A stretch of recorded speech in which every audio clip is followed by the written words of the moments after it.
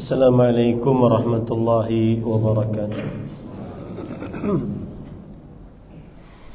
Bismillahirrahmanirrahim. Innal hamdalillah nahmaduhu wa nasta'inuhu wa nastaghfiruh wa na'udzu billahi min shururi anfusina wa sayyiati a'malina.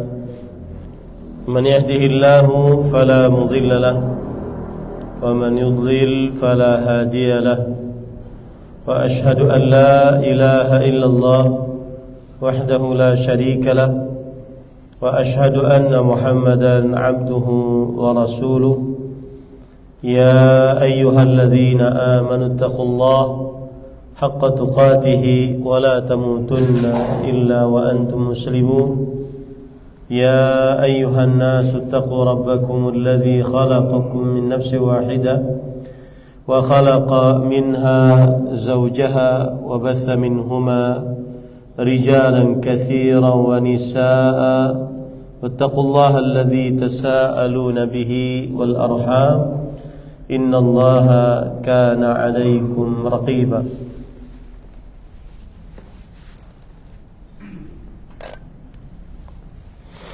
يا أيها الذين آمنوا اتقوا الله وقولوا قولا سديدا يصلح لكم أعمالكم ويغفر لكم ذنوبكم ومن يطع الله ورسوله فقد فاز فوزا عظيما. أما بعد فإن أصدق الحديث كتاب الله وأحسن الهدي هدي محمد صلى الله عليه وعلى آله وسلم وشر الأمور محدثاتها وكل محدثة بدعة وكل بدعة ضلالة وكل ضلالة في النار.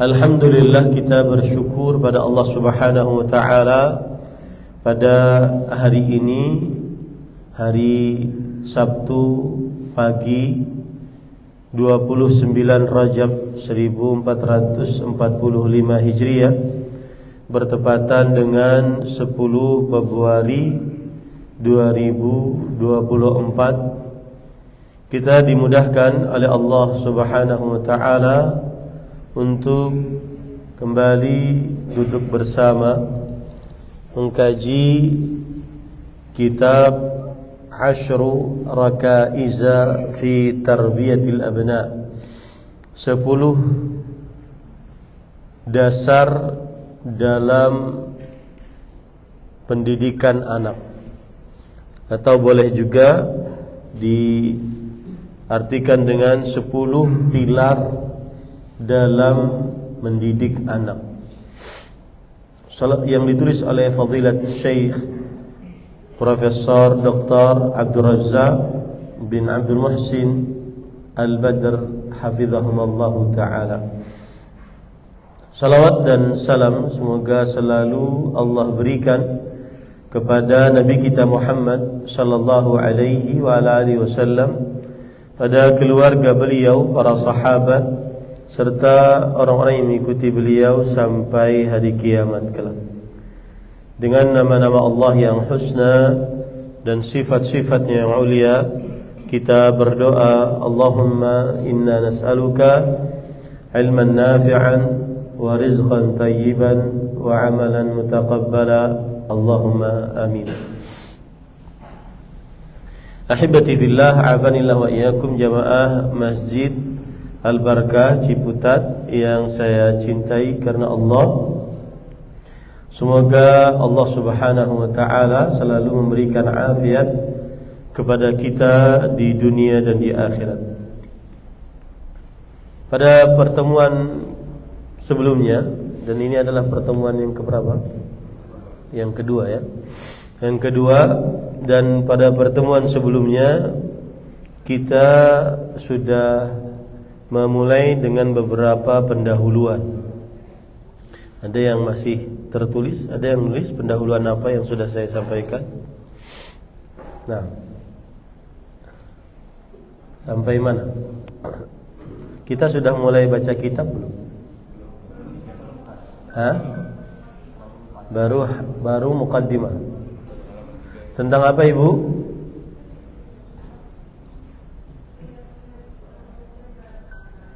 Oh, keyakinan seorang muslim terhadap anak.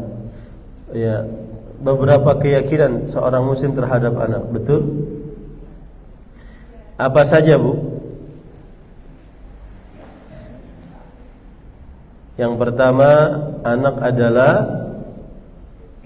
nikmat dari Allah Subhanahu wa taala. Nikmat dari Allah Subhanahu wa taala. Kemudian yang kedua, anak adalah ujian dari Allah Subhanahu wa taala. Anak adalah perhiasan sekaligus ujian dari Allah Subhanahu wa taala. Itu yang kedua. Yang ketiga adalah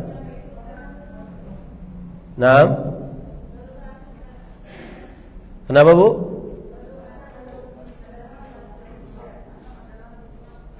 Anak adalah perhiasan dan sekaligus ujian. Baru itu, Bu? Baik. Sekarang kita masuk kepada keyakinan seorang muslim yang kedua tentang anak. Anak adalah amanah dari Allah Subhanahu wa taala yang akan dimintai pertanggungjawaban oleh Allah Subhanahu wa taala. Ini adalah keyakinan seorang muslim tentang anak. Anak adalah amanah. Dan kalau kita lihat Kamus Besar Bahasa Indonesia, arti amanah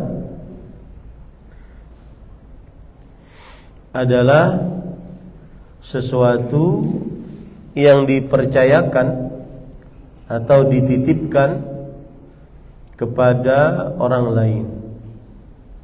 Sesuatu yang dipercayakan dan dititipkan kepada orang lain. Maka ketika kita katakan bahwa anak adalah amanah dari Allah Subhanahu wa taala, berarti anak adalah yang dipercayakan, dititipkan kepada orang tua, agar orang tua menjaganya dan tidak boleh berbuat khianat terhadap amanah tersebut. Nah, sekarang yang amanah yang ada pada anak apa? Yaitu Rasul sallallahu alaihi wa alihi wasallam bersabda dalam hadis sahih, kullu mauludin yuladu 'alal fitrah. Yang artinya setiap anak dilahirkan di atas fitrah.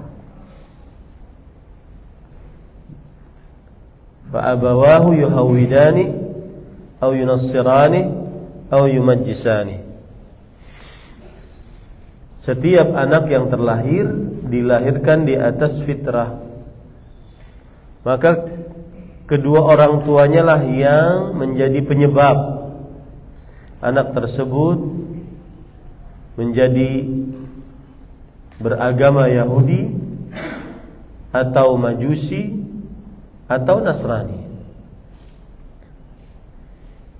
Nah, dari hadis ini kita ambil pelajaran bahwa anak adalah amanah, sesuatu yang dititipkan oleh Allah kepada orang tua dan harus dijaga amanah tersebut. Tidak boleh lalai, tidak boleh khianat terhadap amanah anak. Amanah yang ada pada anak apa? Yaitu fitrah tadi. Apa itu fitrahnya? Fitrahnya pada setiap anak yang terlahir adalah tauhid. Fitrah terhadap setiap anak yang terlahir adalah tauhid. Nah, ini yang wajib dijaga oleh orang tua yang dititipi oleh Allah Subhanahu wa taala anak. Yaitu jangan sampai rusak tauhidnya. Jangan sampai berubah tauhidnya. Allah Subhanahu wa taala berfirman dalam surat Ar-Rum ayat 30. Fa'aqim wajhaka lid-dini hanifa fitratallahi allati fataran nasa 'alaiha. Yang artinya, maka tegakkanlah wajahmu untuk agama yang lurus, yaitu tauhid. Fitratallahi allati fataran nasa 'alaiha. Tetaplah di atas fitrah yang Allah telah ciptakan manusia menurut fitrah tersebut. Apa fitrahnya? Yaitu ad-dinul hanif, mentauhidkan Allah Subhanahu wa ta'ala. Maka ibu-ibu, bapak-bapak yang semoga selalu dirahmati oleh Allah Subhanahu wa ta'ala, itulah fitrah yang Allah tanamkan pada sang anak. Dan itulah amanah yang Allah titipkan kepada setiap orang tua agar menjaga fitrahnya sang anak. Coba kita baca penafsiran dari Imam Ibnu Katsir. Saya mohon AC yang sebelah sini dimatikan. Yaqulu ta'ala fasaddid wajhaka wastamir 'ala alladhi syara'ahu Allahu lak minal hanifiyyati millati Ibrahim alladhi hadaka Allahu laha wa kammalaha laka ghayatal kamal wa anta ma'a dhalika lazimun fitrataka as-salimah allati fatara Allahu al-khalqa 'alayha fa innahu ta'ala fattara khalqahu 'ala ma'rifatihi wa tauhidihi wa annahu la ilaha ghairuhu kama taqaddama 'inda qawlihi ta'ala wa ashhadahum 'ala anfusihim alastu birabbikum qalu bala wa fil hadits inni khalaqtu 'ibadi hunafa fajtalathum asy-syayatinu 'an dinihim. Lihat, Imam Ibnu Katsir menafsiri, maka berusahalah selalu tegakkan, luruskan wajahmu dan selalu di atas apa yang Allah Subhanahu wa taala syariatkan untukmu wahai Muhammad sallallahu alaihi wasallam, yaitu mengikuti ajaran Hanifiyah, ajarannya Nabi Ibrahim, ajaran tauhid yang Allah Subhanahu wa taala memberikan petunjuk kepada engkau untuk ajaran tersebut, yang Allah Subhanahu wa taala menyempurnakan kepada engkau dengan benar-benar kesempurnaan akan ajaran tersebut, dan dalam keadaan engkau di atas fitrah yang selamat, yang mana Allah Subhanahu wa taala fitrahkan manusia di atasnya. Sesungguhnya Allah Subhanahu wa taala memfitrahkan manusia di atas mengenal Allah dan memfitrahkan manusia di atas mentauhidkan Allah. Maka tidak ada ilah, Tuhan yang diibadahi dengan hak selain Allah Subhanahu wa ta'ala. Itu fitrahnya. Dan itu yang ada di dalam diri sang anak ketika terlahir. Maka poin yang kedua, anak, keyakinan seorang orang tua kepada anak adalah amanah dari Allah Subhanahu wa ta'ala. Dan amanahnya adalah menjaga fitrahnya sang anak. Dan fitrahnya sang anak adalah mentauhidkan Allah Subhanahu wa ta'ala. Karena dari mulai sebelum lahir, sang anak tersebut sudah mengambil perjanjian dengan Allah Subhanahu wa ta'ala agar di atas tauhid. Ya. Begitu juga dalam hadis Rasulullah SAW bersabda, "Inni khalaqtu ibadi hunafa." Aku ciptakan hamba-hambaku dalam keadaan bertauhid, lurus. Lalu syaitan yang menyimpangkan mereka dari agama mereka. Maka sekali lagi keyakinan seorang orang tua tentang anak adalah amanah yang dititipkan oleh Allah kepada orang tua untuk dijaga. Dan amanah yang ada pada diri anak adalah menjaga tauhid sang anak, menjaga pengenalan sang anak terhadap Allah Subhanahu wa taala, bahwa Allah Subhanahu wa taala adalah satu-satunya yang diibadahinya dengan hak. Jadi maklumin ya. Nah, para ikhwah, oleh karena itu, kalau seandainya ada orang tua yang tidak amanah, maka sangat tercela dalam agama Islam. Siapa orang tua yang tidak amanah? Yaitu orang tua yang merusak fitrahnya sang anak, baik dirusak secara langsung atau dirusak dengan kondisi dan lingkungan yang diberikan oleh orang tua kepada sang anak. Ini orang tua penipu, pengkhianat. Gara-gara dia diberikan sesuatu oleh orang tuanya, maka sang anak rusak fitrahnya. Ini orang tua penipu, orang tua pengkhianat. Gara-gara dia diletakkan di dalam lingkungan, maka di dalam sebuah lingkungan, maka akhirnya lingkungan tersebut merusak fitrahnya sang anak. Ini orang tua penipu, orang tua pengkhianat. Maka tidak boleh seperti itu.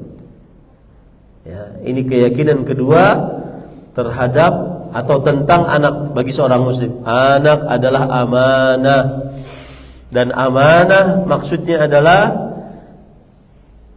anak adalah titipan yang harus dijaga. Titipan dari Allah yang harus dijaga. Dan titipan yang harus dijaga terhadap anak adalah menjaganya selalu di atas fitrahnya, selalu di atas tauhid.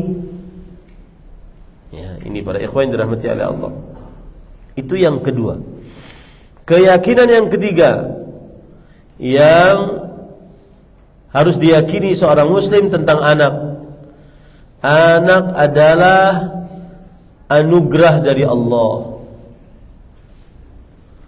Anugerah yang harus disyukuri. Tetapi dia juga adalah sesuatu yang akan dimintai pertanggungjawaban oleh Allah Subhanahu wa ta'ala. Anak adalah anugerah dari Allah yang harus disyukuri. Akan tetapi dia juga nikmat yang akan dimintai pertanggungjawaban oleh Allah Subhanahu wa ta'ala. Rasulullah sallallahu alaihi wasallam bersabda, "Inna auladakum hibatullahi lakum." Sesungguhnya anak-anak kalian adalah pemberian Allah kepada kalian. Nah, ini kalau diberi berarti harus disyukuri. Kalau tidak disyukuri maka berarti dia kufur nikmat terhadap sang anak.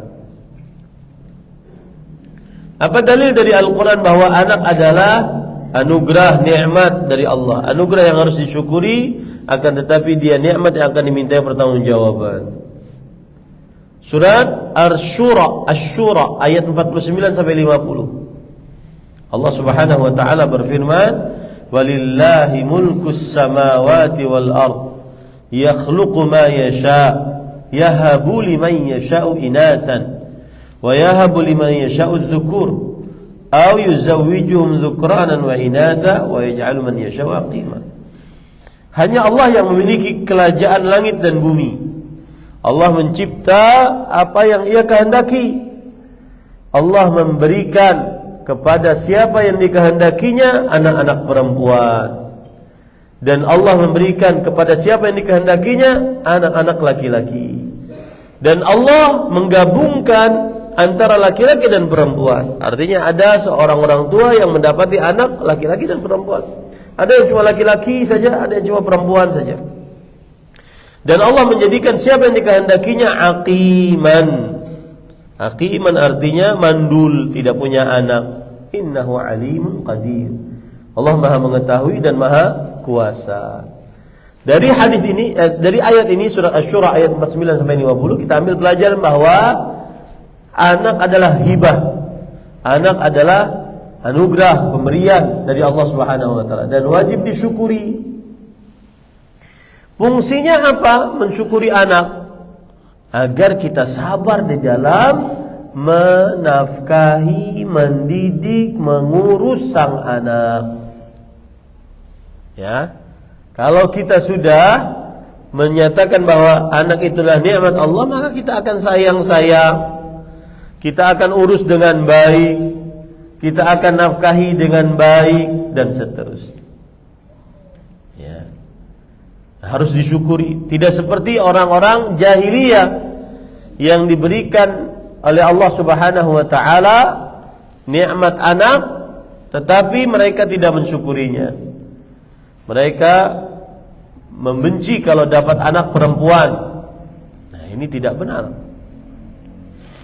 Jadi, salah satu fungsi poin yang ketiga ini adalah sabar dalam mendidik anak. Karena anak adalah nikmat dari Allah Subhanahu wa taala. Coba antum bayangkan, pulang ke rumah enggak ada tangisan bayi.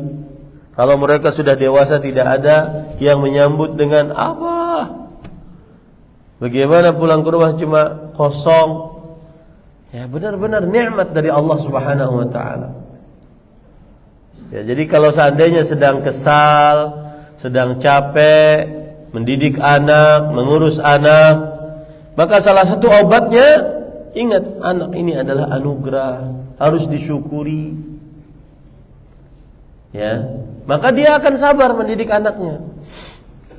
Dia tidak mudah mengata-ngatai dengan perkataan-perkataan buruk terhadap anaknya, mendoakan keburukan untuk anaknya, tidak mudah. Dia tidak mudah memukul, menendang, membanting anaknya. Ini preman namanya, bukan orang tua ini. Ya. Saya sering mengatakan kalau ada orang tua yang suka mempeleng anaknya, mukul anaknya, maka ini namanya adalah bukan orang tua, tetapi preman. Beraninya sama anak kecil. Ya, kalau mau berani sama preman sana di terminal, stasiun, berani sama anak kecil. Apalagi memang ujian kalau seandainya kita pukul, tambah nangis, tambah jelek mukanya, tambah emosi kita. Nah, itu ujian. Nah, agar sabar, ingat ini nikmat dari Allah. Tidak semua orang punya anak.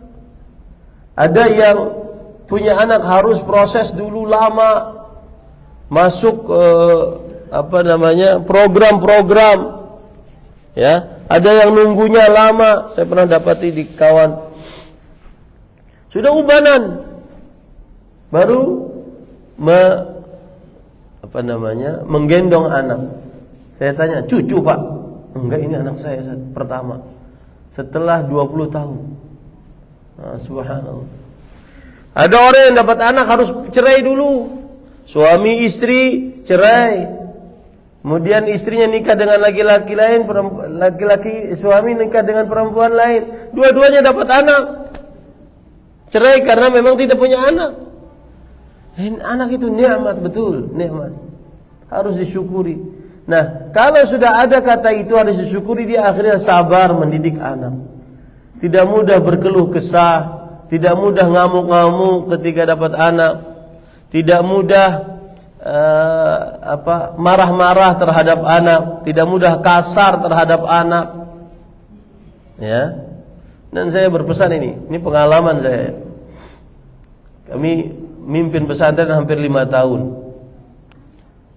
Wallahi Pak, beberapa anak-anak yang menyimpang dari peraturan pesantren, suka berkelahi, mungkin ada yang tertangkap LGBT, ada yang mencuri, ya. Maka ini salah satu sebabnya adalah kurang figur ayah dia dapatkan. Wallah itu. Ini pengalaman. Entah dari sisi psikologis apa yang saya nggak paham. Dari sisi ilmu kejiwaan apa gitu. Tapi Anda sebagai seorang ayah, jadilah figur ayah yang selalu ada untuk anak-anaknya. Yang anak-anak bisa ngobrol dengan Anda. Figur ayah itu penting banget. Kasus terbaru yang kami dapati, anaknya setelah mengetahui dia adalah anak angkat dan bapaknya masih ada, pernah bertemu dengan bapaknya, mulai goyah dia. Padahal dia anak pintar, anaknya ganteng, rapi, mulai goyah. Dia melakukan kesalahan agar bisa dikeluarkan. Nah, dia tidak dapat figur ayah. Nah, saya berpesan kepada para ayah, para bapak, ya, kalau pulang ke rumah jangan sibuk sendiri. Sibuklah dengan anak, ngobrol dengan anak. Kemudian dan hilangkan itu kebiasaan atau asumsi yang dikatakan bahwa ayah dekat dengan anak perempuan, ibu dekat anak laki-laki. Salah itu. Semuanya harus dekat. Bagaimana seorang anak laki-laki menjadikan figurnya adalah bapaknya. Saya ingin jadi bapak, seperti bapak. Itu sukses. Menjadi bapak. Kalau bertemu dengan anak laki-laki ngobrol bisa lama. Makanya Nabi Ibrahim alaihissalam disebutkan dalam Al-Quran, falamma balagha ma'ahu sa'ya. Ketika Nabi Ismail alaihissalam sudah dewasa, bisa berjalan sebagaimana bapaknya berjalan. Ini kebanggaan seorang ayah. Ada sebagian ayah kadang-kadang dia malu-malu menampakkan kasih sayangnya kepada anak-anaknya, terutama anak laki-laki. Diminta istrinya, nasihatin tuh dia tuh, gini. Enggak, kenapa kamu enggak sebagai seorang ayah tidak? Ayah itu raja di dalam keluarga. Dia pemimpin rumah tangga. Jangan tugas ayah diambil oleh istri, oleh ibu. Salah itu, salah besar. Ini Pak, ini benar-benar kejadian. Kami memperhatikan, ya. Yang namanya di pesantren kan semuanya dengan peraturan, harus dengan peraturan. Peraturan ditegakkan, tetapi tetap aja yang menyimpang. Ketika ditelusuri, anaknya dari keluarga broken home, hasil dari divorce, perceraian, tidak dapat figur ayah karena selalu tinggal dengan ibu. Itu seperti itu. Maka saya nasihatkan, mumpung masih ada waktu, anak-anak masih kecil-kecil, ya, dekatkan dia dengan kita. Ini pengalaman pribadi, tahaddusan bin ni'mah. Anak saya laki-laki Abdullah sekarang umurnya kelas 1 SMA. Setiap Selasa dia nelfon dari pesantrennya. Yang dicari pertama kali, mana Abahmi? Bahkan dia bisa ngobrol dengan abahnya, kadang waktu nelfon 20 menit. Itu dia lupa sama uminya. Apalagi kalau seandainya ada permasalahan-permasalahan yang berkaitan dengan pesantren. Bisa ngobrol, tanggapin. Dan serius menanggapinya, jangan basa-basi. Kadang-kadang kita bisa ngobrol sama anak orang dengan santai, dengan nyaman, tapi sama anak sendiri malu, kagok. Betul apa betul? Enggak benar itu. Tidak benar. Harus ada figur ayah di dalam diri seorang anak. Ini ayah saya. Ini pemimpin di dalam rumah tangga saya. Ini figur saya. Nah, ini para ikhwan yang dirahmati oleh Allah Subhanahu wa taala. Jadi maksud saya adalah orang tua terutama bapak harus menyadari betul bahwa anak ini adalah anugerah, nikmat, pemberian dari Allah Subhanahu wa taala yang harus disyukuri.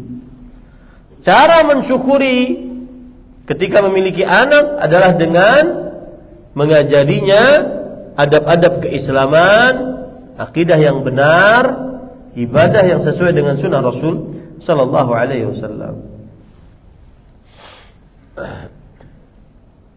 Akan tetapi ingat, mereka juga adalah nikmat yang akan dimintai pertanggungjawaban oleh Allah Subhanahu wa taala ketika Allah berfirman, "Tsumma latus'alunna yawma idzin 'anil na'im." Kemudian kalian akan benar-benar ditanya tentang nikmat. Salah satu nikmat yang akan ditanya oleh Allah adalah tentang anak. Rasul sallallahu alaihi wasallam bersabda, "Ar-rajulu ra'in 'ala ahli baitihi wa hiya mas'ulatun 'anhum." Wa huwa mas'ulun 'anhum. Dan seorang lelaki pemimpin atas rumah tangganya dan ia adalah penanggung jawab atas orang-orang yang ada dalam rumah tangganya, termasuk anaknya. Nah, ini para ikhwan yang dirahmati oleh Allah. Kemudian selanjutnya, yang keyakinan yang keempat adalah tentang anak. Kesolehan orang tua sangat berpengaruh terhadap anak. Kesolehan orang tua sangat berpengaruh terhadap anak. Coba perhatikan dalam surat Ali Imran ayat 33-34. Inna Allah astafa Adam wa Nuha wa Nuha wa ala Ibrahim wa ala Imran ala alamin dzurriyyatan ba'daha min ba'd wallahu sami'un alim. Sesungguhnya Allah mengutus Adam dan Nuh. Adam manusia pertama, kemudian setelahnya Nuh rasul pertama, kemudian setelah itu ada Lut, Hud, Saleh, kemudian setelah itu Nabi Ibrahim, bapaknya para nabi. Wa ali Imran, dan keluarganya Imran, alal alamin, termasuk keluarga Imran adalah keluarga keturunan dari Nabi Ibrahim alaihissalam. Allah mengutus dari keturunan Ibrahim para rasul alaihi wassalatu wassalam, 19 bersama dengan Nabi Ibrahim alaihissalam. Nah, ini menunjukkan bahwa keturunan ataupun orang tua sangat mempengaruhi keturunan. Bapaknya Nabi, maka keturunan-keturunannya jadi Nabi. Kesolehan orang tua sangat mempengaruhi anak. Makanya Allah setelah itu berfirman, dzurriyyatan ba'dhuha min ba'd. Yang artinya keturunan mengikuti dan menyerupai pokoknya. Sebagian menyerupai sebagian yang lainnya. Fadilat Syekh Abdurrahman bin Nasir As-Sa'di rahimahullah ketika menafsiri ayat ini, dzurriyyatan ba'dhuha min ba'd, beliau mengatakan ay hasalat tanasubu wat tashabuhu bainahum fil khalqi wal akhlaqil jamilah. Akan terjadi kesesuaian, keserupaan antara orang tua dan anak di dalam bentuk rupa, kemudian di dalam akhlak yang mulia, akhlak yang terpuji. Jika orang tuanya saleh, punya akhlak yang baik, niscaya anaknya saleh, punya akhlak yang baik. Asal hukumnya seperti itu. Kenapa? Karena anak sangat terpengaruh dengan orang tua, sangat terpengaruh dengan orang tua. Ini saya nggak tahu, saya pernah cerita nggak di sini. Anak saya Abdurrahman, tidak ada temannya di pesantren, kan temannya besar-besar semua. Dia anak kelas 1 SD, nggak ada temannya. Kemudian yang selalu berteman dengan dia adalah bapaknya. Kadang dia dengar kajian-kajian bapaknya. Saya waktu itu pernah kajian tentang lemahnya seorang laki-laki di hadapan para perempuan. Saya bilang, laki-laki sangat lemah di hadapan para perempuan. Kata lemah itu laki-laki lemah di hadapan perempuan, dia hafal, masuk ke dalam otaknya. Dan anak kelas 1 SD ya sesuai dengan apa yang dia pahami. Lemah berarti lemah, dia bisa melawan. Suatu ketika kita umroh, kemudian mau pulang dari kota Jeddah ke Jakarta. Saat check-in, ada ibu-ibu marah-marah kepada pengurus travel. Ada pengurus travelnya itu ada sekitar 5 orang. Ibu-ibu marah-marah.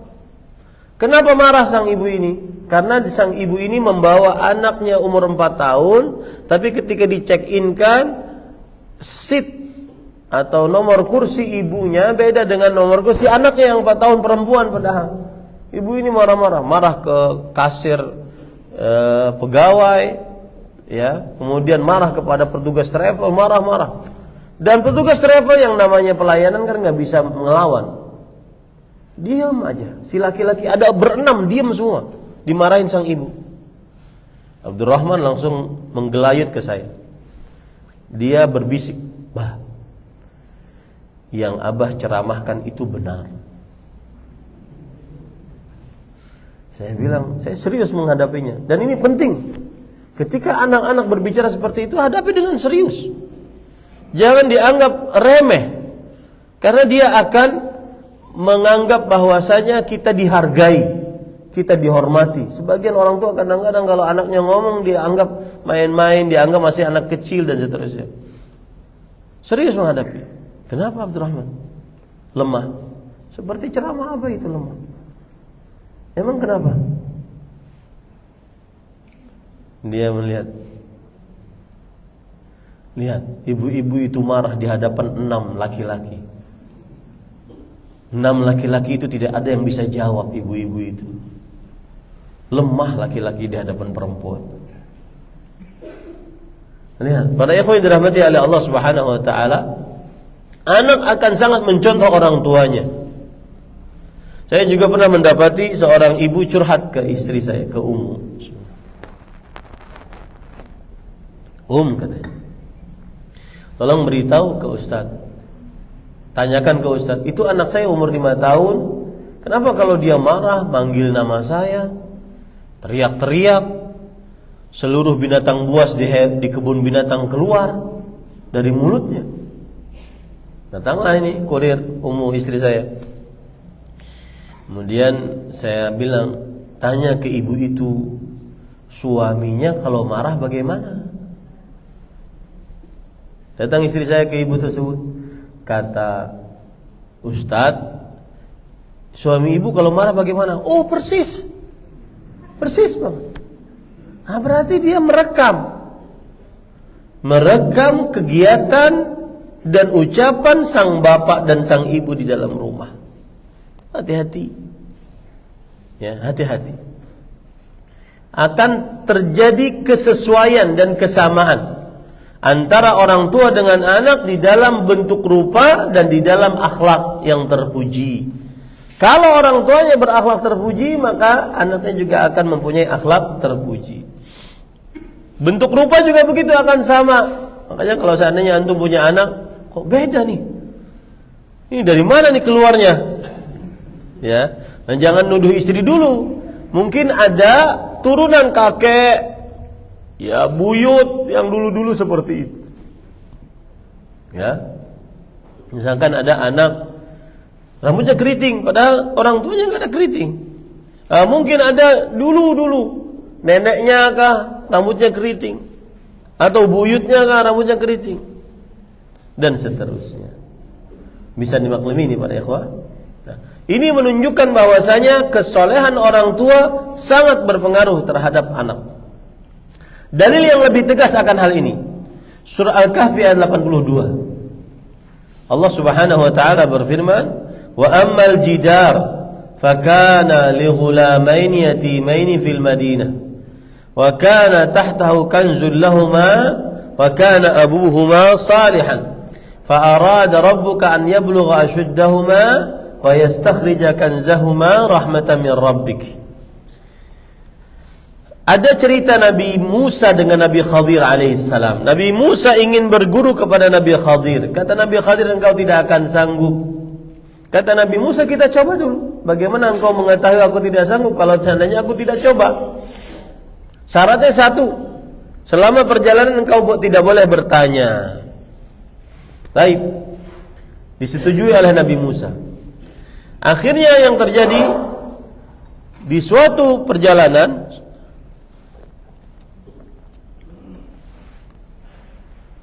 Nabi Khadir alaihissalam, nama yang benar Khadir ya, bukan Haidir. Haidir teman TK saya.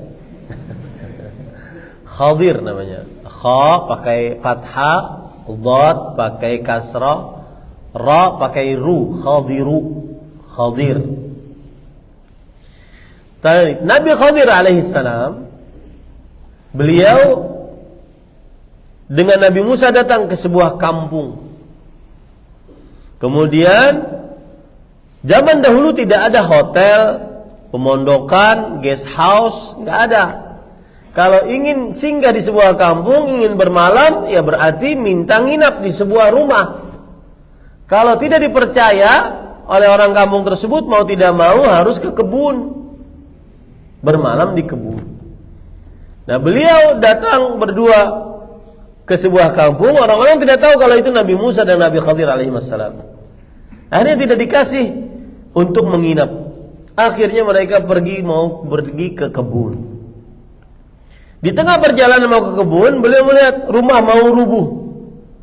Kemudian Nabi Khadir alaihissalam membetulkan rumah mau rubuh tersebut.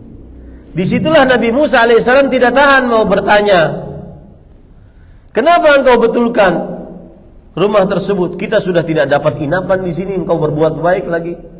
Kenapa enggak ambil upah aja kenapa enggak engkau ambil upah saja dalam perbaikan rumah tersebut? Ini disebutkan dalam surah Al-Kahfi, silakan cek. Kemudian akhirnya Nabi Khadir berkata, ini ya ayatnya. Adapun rumah yang aku perbaiki itu adalah milik 2 anak yatim. Anak yatim berarti anak yang belum baligh dan meninggal bapaknya. Dan status keyatiman ini nanti bisa berubah. Kalau sudah dia baligh bukan yatim lagi.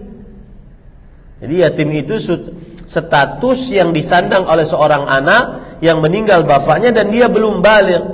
Kalau anaknya sudah baligh, maka status yatimnya sudah tidak berlaku lagi. Kemudian, dan 2 anak yatim itu tinggal di kota itu. Dan di bawah rumah tadi ada harta simpanan. Simpanan siapa? Orang tuanya. Lihat. Dan orang tuanya adalah orang tua yang saleh. Lihat. Di sini para ulama tafsir, di antaranya Imam Ibnu Katsir rahimahullah berkata, "Fihi dalil ala anna ar-rajula salih yahfazu fi dzurriyyatihi." Di dalam kisah ini terdapat dalil bahwa orang tua yang saleh akan menjaga keturunannya. Wa tashmalu barakatu ibadatihi lahum fid dunya wal akhirah. Dan ini perhatikan baik-baik. Berkah ibadah orang tua untuk sang anak mencakup kebaikan anak di dunia dan di akhirat. Saya ulangi. Berkah ibadah orang tua, berkah kesolehan orang tua, ya, itu didapati oleh sang anak berkahnya di dunia dan di akhirat. Di dunia dan di akhirat. Ini para ikhwan yang dirahmati oleh Allah Subhanahu wa ta'ala. Karena Allah tadi berfirman dalam Al-Quran, wa kana abuhuma salihan, dan orang tuanya adalah orang tua yang saleh. Lihat, sebagian orang tua akan sibuk, nanti anak saya kalau sudah dewasa bagaimana, jaminan hidupnya apa, jaminan sekolahnya apa, jaminan kesehatannya apa. Makanya ada insurance, asuransi. Asuransi kan artinya jaminan. Maka saya katakan di majelis ini, insurance, asuransi, jaminan yang paling kokoh adalah kesolehan orang tua. Jaminan untuk keselamatan anak yang paling kokoh adalah kesolehan orang tua. Coba lihat. Abdullah bin Abbas radhiyallahu anhu menafsiri ayat ini. Beliau mengatakan, "Hafidha bi salahi abihima." Dua anak yatim tadi kalau sudah dewasa, Allah akan keluarkan harta dari bawah rumah tersebut untuk keperluan dua anak yatim yang sudah dewasa tadi. Makanya kata Abdullah bin Abbas, kedua anak yatim ini dijaga oleh Allah dengan kesolehan orang tuanya. Asuransi yang paling kuat untuk sang anak, jaminan keselamatan di dunia, urusan agama bagi sang anak adalah kesolehan orang tuanya. Semakin soleh, semakin berkah didapati oleh sang anak. Jangan dikira Pak, zikir pagi Bapak itu tidak berpengaruh kepada anak Bapak yang ada di pesantren. Sangat berpengaruh. Baca Quran Bapak 1 ayat, 2 ayat, 3 ayat, 1 lembar, 1 juz, itu sangat berpengaruh kepada kesuksesan sang anak di urusan dunia atau urusan agamanya. Sangat berpengaruh. Salat berjamaahnya sang bapak, salat tepat waktunya sang ibu, sangat berpengaruh kepada kesolehan anak. Ini para ikhwan yang dirahmati oleh Allah Subhanahu wa taala. Dan di dalam majlis ini saya ingin menyebutkan bahwa mudah-mudahan yang berbicara di hadapan Bapak Ibu sekalian, ini termasuk daripada tanda kesolehan sang ibu. Dimudahkan mempunyai pesantren, mengurus santri, dimudahkan berdakwah, kesolehan sang ibu. Jadi ibu yang saleh, tidak usah banyak keluar rumah. Jadi ibu yang saleh, nikmati sebagai ibu rumah tangga. Wallahi para ikhwah, terusnya ibu-ibu, nikmati jabatan Anda sebagai ibu rumah tangga. Nikmati itu. Nikmati bagaimana melayani suami dengan sebaik-baiknya. Yang dalam benaknya adalah bagaimana hari ini perut dan kemaluan suami saya urus dengan baik. Itu prestasi seorang perempuan. Setiap hari dia pikirkan hanya itu saja. Makanya jangan heran kadang-kadang seorang perempuan naik motor, rating, sen kanan, beloknya kiri. Itu dia mungkin sedang mikir suaminya, masak apa, dan seterusnya. Ya, itu dia. Ini para ikhwan yang dirahmati. Dan saya dapati, oh ternyata benar yang di internet itu benar ternyata. Kadang kita jalan pelan-pelan, jadi jauh. Subhanallah. Mungkin beliau sedang mikirin suaminya. Suami saya belum makan, suami saya belum ini. Itu prestasi seorang perempuan di dalam agama Islam. Nggak usah. Bukan saya melarang untuk sekolah tinggi-tinggi, tetapi ya, prestasi yang terbesar adalah ketika Anda menjadi seorang istri yang terampil mengurus suami, dan seorang ibu rumah tangga yang sabar mendidik anak. Dan itu moto saya mendirikan pesantren putri. Mencetak muslimah berakidah yang benar, beribadah sesuai dengan sunnah, terampil di sini dua, mengurus suami dan sabar mendidik anak. Karena itu, apalagi yang diharapkan dari apalagi cita-cita seorang perempuan muslimah, kecuali itu. Ini para ikhwan yang dirahmati oleh Allah Subhanahu wa taala. Maka saya nasihatkan, jadilah ahli ibadah. Yang menarik lagi, kata Imam Abdullah bin Abbas, walam yuzkar lahu ma salahun. Ternyata yang saleh tadi bukan orang tua kandungnya. Wa taqaddama annahu kana minal abis sabi'. Ternyata orang tua yang saleh tadi adalah kakeknya yang nomor 7. Berarti kesolehan orang tua menjaga anak sampai 7 turunan. Subhanallah. Ini para ikhwan yang dirahmati oleh Allah Subhanahu wa taala. Maka kesolehan ini poin yang keempat ya, betul? Betul? Keyakinan seorang muslim terhadap anak, bahwa kesolehan orang tua sangat berpengaruh terhadap sang anak. Baik. Kemudian keyakinan seorang muslim tentang anak yang kelima adalah orang tua yang berkhianat maka akan diancam siksa oleh Allah pada hari kiamat.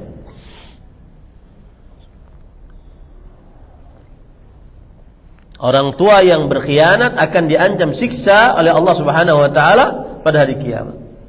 Berkhianat di sini maksudnya adalah tidak amanah, tidak menjaga tauhid sang anak, tidak menjaga pengetahuan ataupun pengetahuan sang anak terhadap Allah, merusak akhlaknya, merusak akidahnya. Ini termasuk orang tua penipu, orang tua pengkhianat. Ya, memberikan alat-alat, media-media yang dengannya anaknya rusak. Saya kemarin nonton video Syekh kami, Fadilat Syekh Saleh bin Abdul Aziz Sindi, Profesor Doktor, guru besar akidah di Masjid Nabawi dan di Universitas Islam Madinah. Beliau kalau ngajar itu, saya ingat duduk di majelis beliau, kitab Lum'atul I'tiqad. Kalau ngajar seperti baca kitab. Bahasanya sangat teratur rapi, subhanallah. Beliau mengingatkan kepada kita, wahai para ikhwah, kata beliau, kita di zaman yang hanya satu klik, satu kali jari klik kita akan mendapati syubhat yang sangat luar biasa. Dan yang lebih miris lagi, syubhat itu bukan didapati oleh kita, oleh anak-anak kita. Kata beliau, saya berapa kali langsung berhadapan dengan anak-anak kecil, mendapatkan syubhat tentang keraguan tentang eksistensi Allah, keraguan tentang keberadaan Allah Subhanahu wa ta'ala. Coba bayangkan, itu cerita di Arab Saudi dengan segala macam pembatasannya. Mereka tidak boleh WhatsApp, call WhatsApp, nggak boleh. Ya, tidak boleh video call, nggak boleh video call. Maka para ikhwan yang dirahmati oleh Allah, dengan segala macam pembatasan, bagaimana dengan kita di sini yang pembatasannya sangat minim sekali? Maka hati-hati menjadi orang tua penipu. Keyakinan seorang muslim tentang anak adalah orang tua yang berkhianat tentang amanah sang anak, maka dia diancam dengan siksa, diharamkan dari surganya Allah Subhanahu wa ta'ala. Ini dosa besar berarti. Hati-hati kita ngasih apa kepada sang anak. Kalau anak joget masih ringan dibandingkan dia meragukan keberadaan Allah. Sampai beliau mencontohkan, dan jarang-jarang saya dapati ya selama saya duduk bersama para masyayikh, jarang-jarang beliau menceritakan secara detil.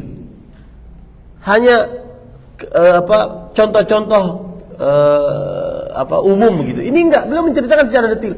Kadang orang, kata beliau, nonton YouTube ini yang dia tonton, tapi di samping-sampingnya itu ada kan, ada cuplikan-cuplikan, kadang-kadang ada judul-judul yang aneh-aneh. Anak akhirnya akan mencet itu. Hanya satu jari, kata beliau, Dr. Tazir bahasa Arabnya, satu jari akan mencet. Kemudian dia dengar, kemudian dia simak, dan itu berulang-ulang. Akhirnya masuklah syubhat. Kalau syahwat masih ringan dibandingkan syubhat. Syahwat mungkin dia, padahal itu juga besar, mungkin dia nonton film yang haram, melihat perempuan joget-joget yang haram, tapi masih ringan dibandingkan syubhat. Syubhat bisa meragukan bisa menyebabkan kepada kekufuran, kesyirikan, kemunafikan akbar. Hati-hati, Pak. Jangan sampai memberikan sesuatu yang kita nanti sulit untuk mengobatinya. Sulit untuk mengobatinya. Rasulullah sallallahu alaihi wasallam bersabda dalam hadis riwayat Bukhari Muslim, "Ma min 'abdin yastar'ihi Allahu ra'iyyah, yamutu yawma yamut wa huwa ghashin li ra'iyatihi illa harramallahu alaihi al-jannah." Tidaklah seorang hamba diberikan oleh Allah kepemimpinan untuk memimpin orang-orang yang dipimpinnya. Lalu ia mati, pada hari dia meninggal dalam keadaan ia menipu. Ghash. Ghash itu artinya penipu. Man ghasya falaysa minna, kata Rasulullah SAW. Siapa yang menipu kami maka bukan dari kami. Ini menipu orang-orang yang dipimpinnya. Bapak menipu anak-anaknya, ibu menipu anak-anaknya. Apa bahayanya? Ancamannya, melainkan akan diharamkan atasnya surga. Nah, ini bahayanya pada ikhwah yang dirahmati oleh Allah Subhanahu wa taala. Itu yang kelima. Kemudian pada ikhwah, muqaddimah yang keenam. Betul ya, yang keenam. Yang keenam adalah yang terakhir, yaitu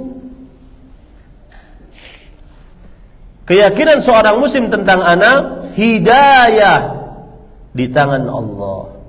Orang tua hanya sanggup berusaha dan berdoa. Hidayah di tangan Allah Subhanahu wa taala. Orang tua hanya sanggup berusaha dan berdoa. Dan inilah jawaban atas pertanyaan, "Ustaz, saya sudah menjadi orang tua yang saleh, tetapi anak saya malah tidak saleh." Ustaz, bukankah dari anak-anak para nabi ada yang tidak saleh, bahkan tidak beriman? Ini jawabannya. Poin yang keenam. Hidayah di tangan Allah. Orang tua berusaha dan berdoa. Karena memang para nabi alaihi wassalatu wassalam, mereka saja ada anaknya yang tidak beriman. Seperti Nabi Nuh alaihi salam. Karena hidayah di tangan Allah Subhanahu wa taala. Allah berfirman dalam surah Al-Qasas ayat 56, "Innaka la tahdi man ahbabta, walakinallaha yahdi man yasha." Sesungguhnya engkau wahai Muhammad sallallahu alaihi wasallam tidak bisa memberi petunjuk kepada yang engkau cintai. Tetapi Allah lah yang memberi petunjuk kepada yang dikehendakinya, dan Allah lebih mengetahui siapa yang orang-orang yang mendapatkan petunjuk. Nabi Muhammad SAW tidak bisa memberi petunjuk. Maksudnya petunjuk agar mengerjakan keislaman, karena semuanya di tangan Allah Subhanahu wa taala. Nabi Muhammad SAW cuma bisa mendakwahi. Adapun menerima dakwah, mengamalkan dakwah, itu di tangan Allah Subhanahu wa taala. Kita sebagai orang tua cuma bisa memberikan nasihat, peraturan, kemudian wejangan, arahan, ilmu.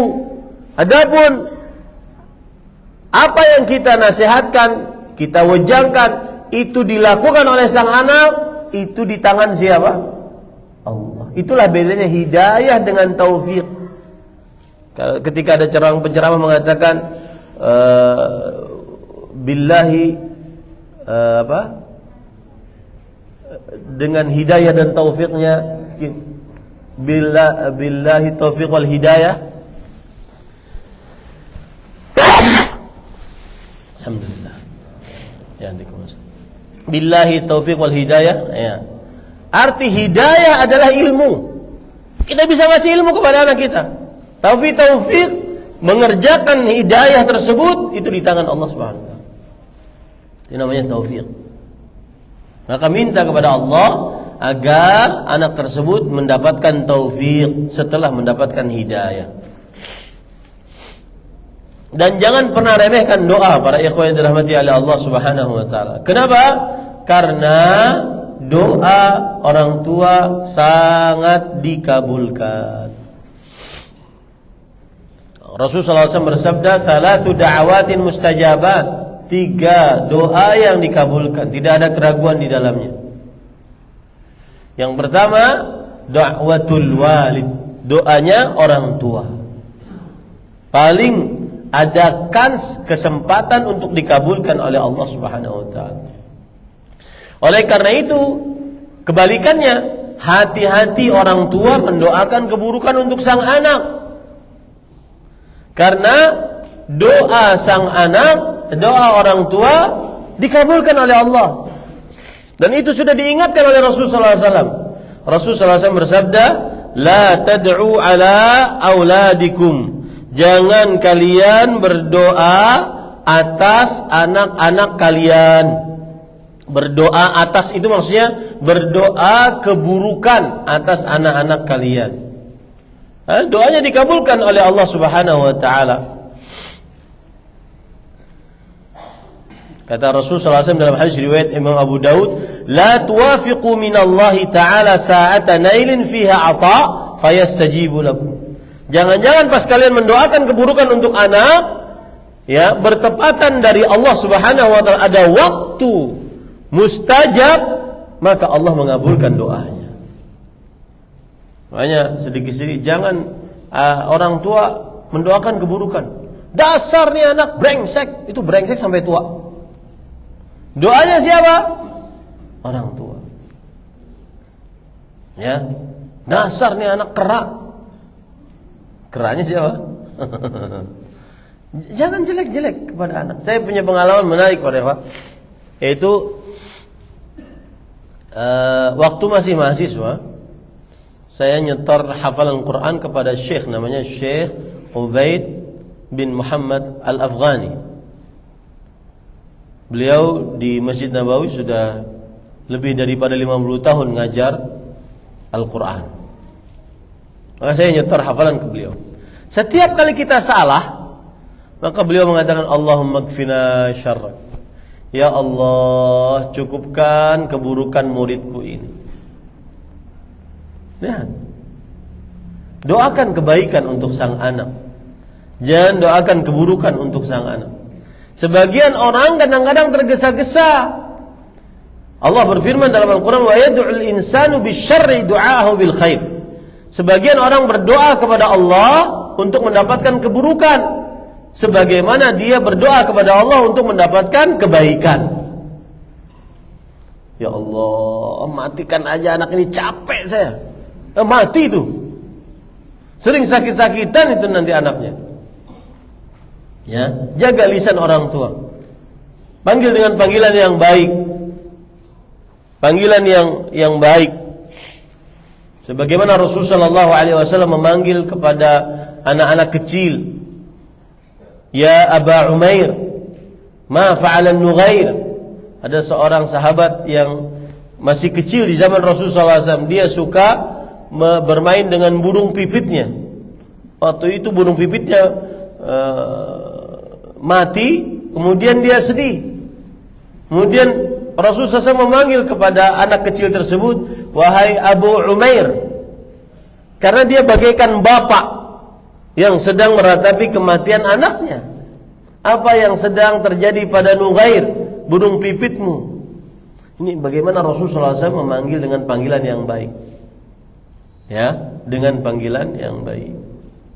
Nah, ini para ikhwah yang dirahmati oleh Allah, itulah 6 keyakinan seorang muslim terhadap anak.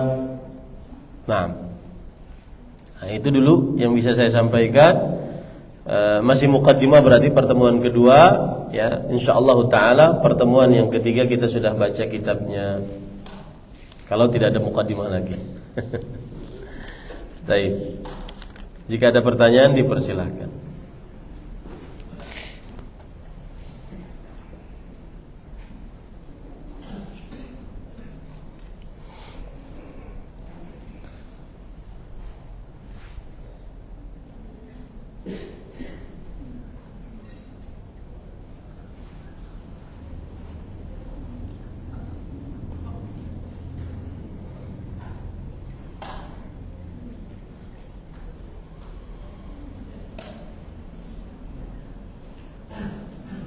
Baik.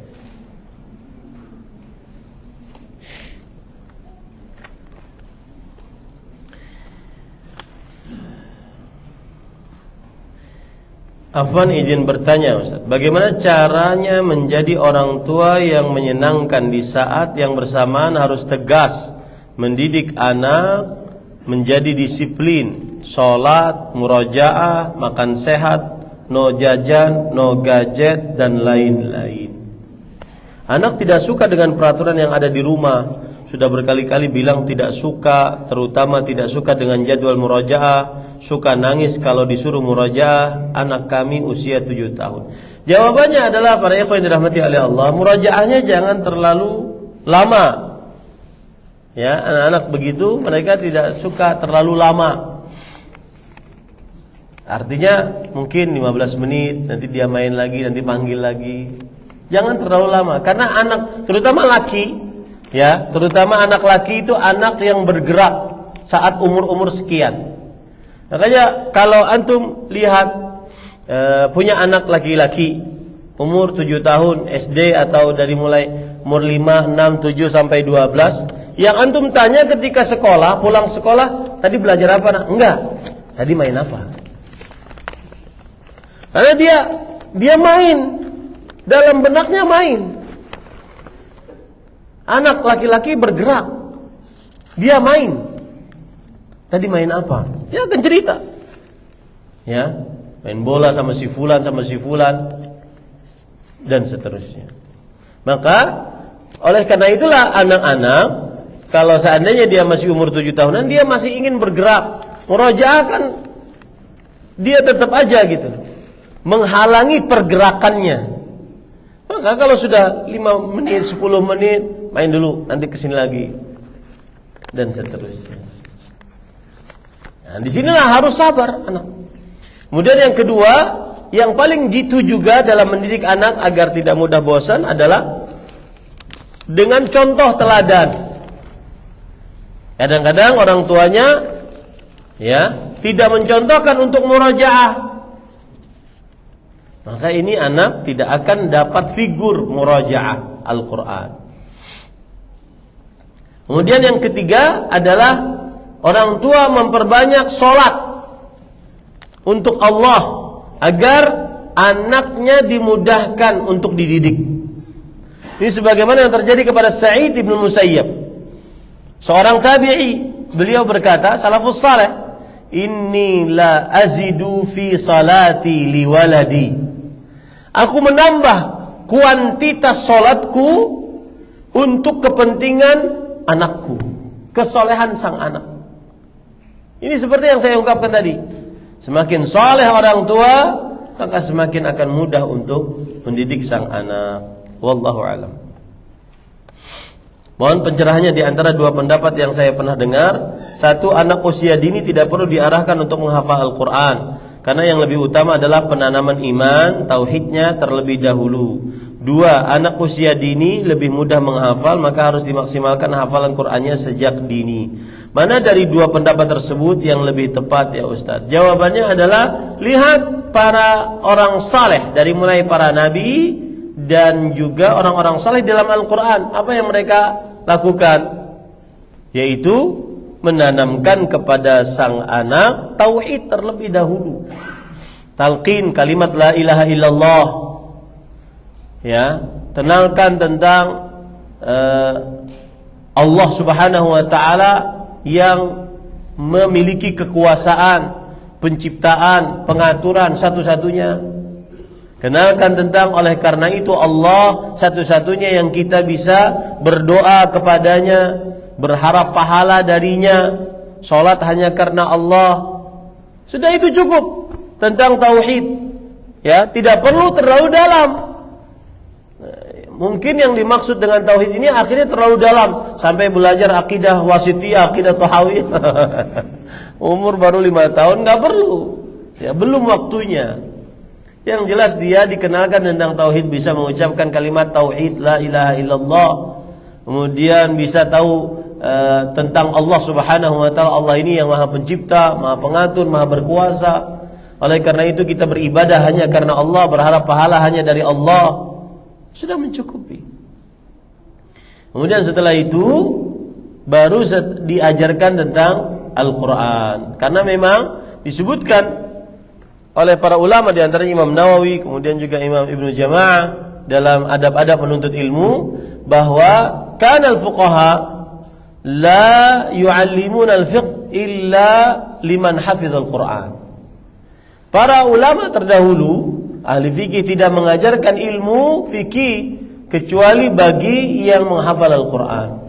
Tetapi saya ingin ingatkan di sini, untuk menghafal nanti saja dia ketika umur SMP, umur 13, 14, 15, dan SMA 16, 17, 18. Kenapa? Karena lisannya sudah mantap. Tapi kalau seandainya anak-anak di umur SD, dia lisannya sudah bagus, makhrajnya sudah bagus, dan ingin menghafal dan ada kemampuan, silahkan saja. Tetapi yang paling utama adalah dari umur, misalkan dia bisa ngomong, biasanya anak umur berapa kalau bisa ngomong? 3 tahun ya. 3 tahun lah yang normalnya, 3 tahun. Sampai umur 12 tahun itu diajari tentang lancar baca Quran. Sampai benar-benar lancar. Dan kalau ingin tahu maksud lancar, yang saya maksud adalah seperti Imam Sudais di Mekah. Lancar. Disodori mushaf apa saja lancar. Meskipun hafalannya nggak ada. Dia cuma mungkin hafal Al-Fatihah, Al-Ikhlas, Al-Falaq, An-Nas, atau Wadduha ke bawah. Cukup itu. Karena nanti menghafalnya nanti dia di pesantren atau setelah di waktu SMP. Ini sewajarnya seperti itu. Tapi kalau seandainya SD dia sudah bagus bacaannya, lancar, makhrajnya bagus, ya, dia ingin menghafal, tidak mengapa. Tidak mengapa. Ya, karena waktu anak-anak dari mulai 3 sampai 12 itu adalah waktu untuk melancari baca Quran. Makanya sebagian pesantren diprotes oleh orang tua, padahal orang tuanya yang salah. Ustaz, kenapa anak saya ditolak? Anak ibu nggak bisa baca Quran. Lah pesantren enggak untuk ngajari baca Quran? Enggak, waktunya terlambat. Ibu ngapain aja ketika anaknya umur 3 sampai 12 tahun? Diapain anaknya? Paham enggak maksud saya? Jadi jangan salahkan pesantrennya. Memang waktunya telat, sudah lewat. Kalau begitu gimana Ustaz solusinya? Cari guru mengaji sampai lancar baca Quran. Kenapa? Karena nanti di pesantren tidak ada program tahsin lama, program Iqra sebelum masuk pesantren. Ya, yang ada di pesantren adalah program menghafal.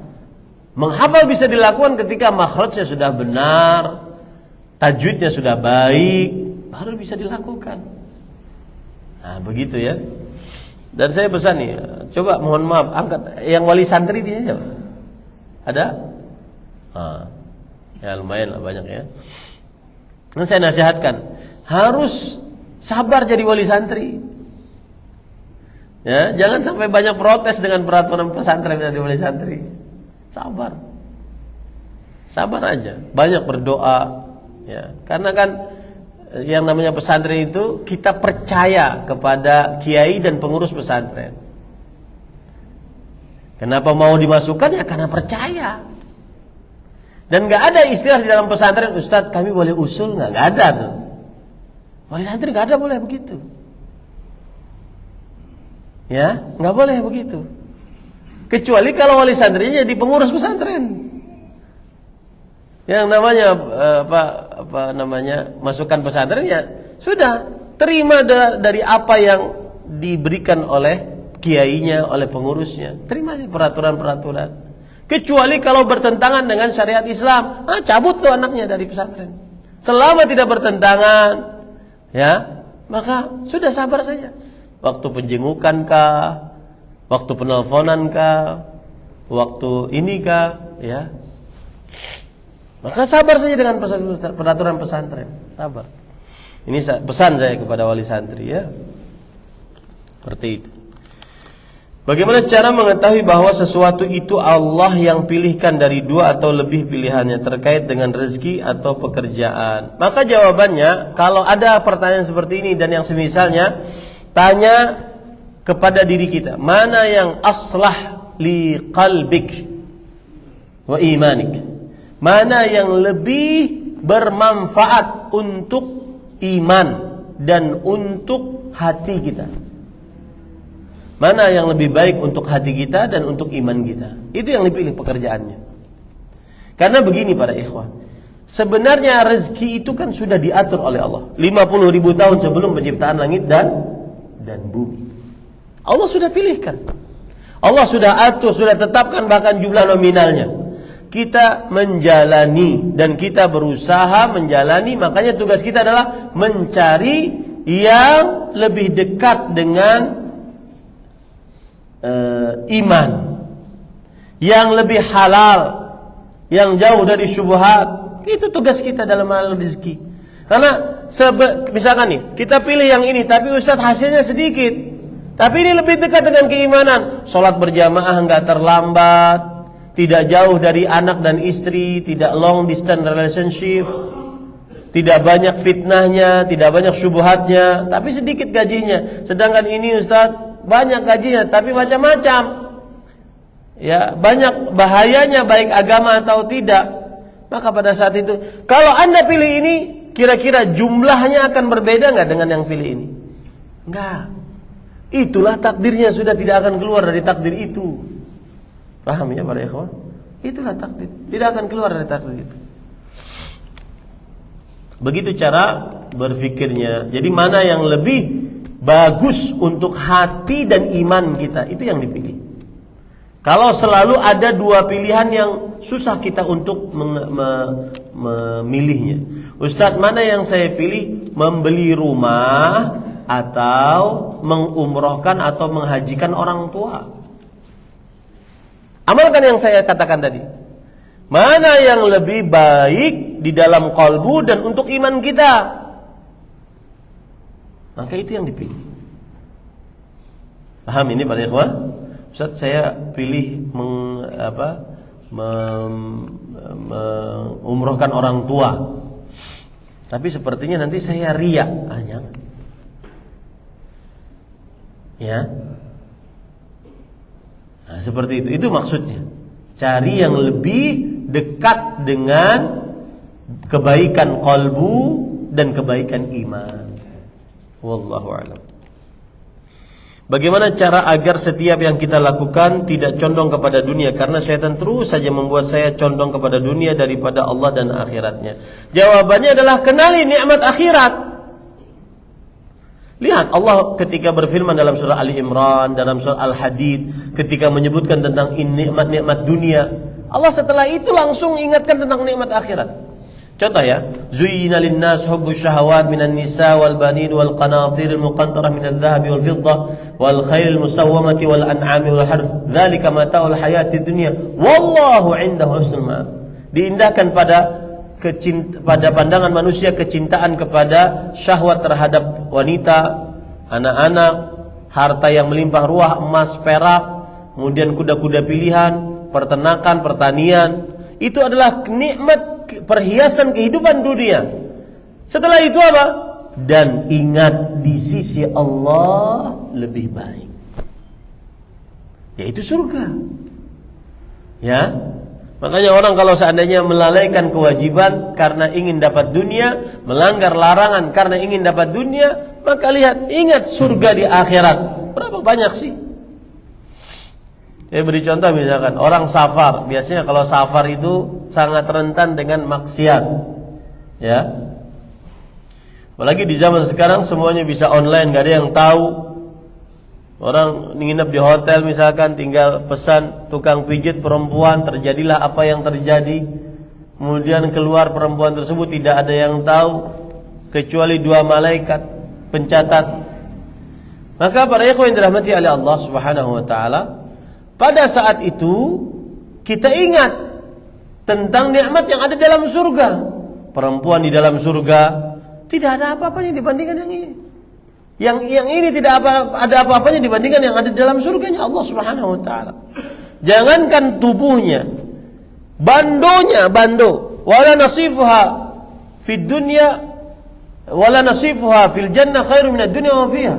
Bando wanita penghuni surga, bandonya itu di surga lebih baik daripada dunia dan seisinya. Subhanallah. Ya, kalau sudah seperti itu pembicaraannya, dia tidak akan mudah melalaikan kewajiban, melanggar larangan untuk dunia. Ya, wallahu a'lam. Bagaimana agar menghilangkan rasa was-was terhadap masa depan, rezeki, ibadah, iman, jazakallahu khairan? Jawabannya adalah kita harus meyakini tentang kuasa Allah, tentang takdir, tentang Allah Maha Pengasih, Maha Penyayang. Oh, kalau sudah berbicara tentang Allah Maha Pengasih, Maha Penyayang, itu tidak akan pernah habis kita membicarakan rahmat yang tidak akan pernah habis. Membuat seseorang akhirnya selalu optimis, membuat seseorang akhirnya selalu berbaik sangka, membuat seseorang akhirnya selalu dia semangat untuk menggapai kebaikan, ridha Allah Subhanahu wa taala. Jadi jawabannya adalah ingat, Allah itu Maha Pengasih, Maha Penyayang. Allah tidak akan pernah menzalimi hambanya. Ya. Sebagian orang itu, Pak, terutama ketika dapat masalah, dia seperti mengatur dirinya sendiri. Dia seperti menjadi Tuhan untuk dirinya sendiri. Ustaz, nanti saya pernah begini ceritanya. Ada seorang punya jabatan, kemudian curhat. Ustaz, saya ketahuan selingkuh dengan istri. Ketahuan selingkuh oleh istri. Bagaimana yang harus saya lakukan? Tapi Ustaz, nah ketika Tafi ini dia mulai berpikir. Tapi Ustaz, nanti saya akan begini. Kemudian saya akan begini. Kemudian saya akan begini. Dia mulai ngatur dirinya. Seakan-akan dia Tuhan untuk dirinya. Ini kekeliruan sebagian manusia. Dia lupa bahwa ada Allah yang Maha Pengatur, Maha Pencipta, Maha Berkuasa. Dan Allah itu Ar-Rahman Ar-Rahim. Allah itu wa ma rabbuka bidzallamin lil 'abid, tidak pernah menzalimi hambanya. Kemudian para ikhwah, disebutkan di sini saya jadi teringat perkataan menarik seorang salafus saleh tentang masalah rezeki, was-was tentang masalah rezeki. Subhanallah, begitu burukkah pandangan kita terhadap Allah? Apa maksud saya? Kenapa kita was-was dengan rezeki, dalam masalah rezeki terhadap Allah Subhanahu wa taala? Begitu burukkah pandangan kita terhadap Allah? Begitu burukkah Allah di mata kita? Begitu kejamkah Allah di mata kita? Coba perhatikan. Ada perkataan yang menarik. Ada seorang salaf berkata begini. Kuntu janinan fi batni ummi. Ketika dulu aku sebagai seorang janin di dalam perut ibuku. Wa a'tanillahu rizqa subhanahu. Allah Subhanahu wa taala memberikan rezeki kepada janin. Yang mana janin itu dari 3 kali fase. Nutfah, percampuran sel telur dengan sel sperma, kemudian 'alaqah, segumpal darah, kemudian mudghah, segumpal daging. Lalu setelah itu berkembang. Nggak bisa ngapa-ngapain. Kuntu janinan fi batni ummi. Ketika aku menjadi janin di dalam perut ibuku, Allah memberikan rezeki kepadaku. Fa idza wulidtu, sampai aku dilahirkan. Kemudian Allah memberikan rezeki kepadaku dan memasukkan rezeki tersebut melalui mulutku tanpa aku bekerja. Ketika seorang bayi dilahirkan, maka dia akan segera mencari puting susu ibunya tanpa dia harus bekerja, dikasih rezeki oleh Allah Subhanahu wa taala. Fa idza kaburtu asa'tu dhanni bi rabbi fa ayyu 'abdin asyarru minni. Tapi ketika aku besar, sudah bisa melihat, berbicara, mendengar, bergerak, kemudian aku buruk sangka terhadap rezeki yang Allah berikan kepadaku, maka hamba mana yang lebih buruk daripada aku? Paham gak para ikhwah pernyataannya? Kalau sudah aku besar, aku bisa berusaha, aku bisa mencari uang, mencari rezeki.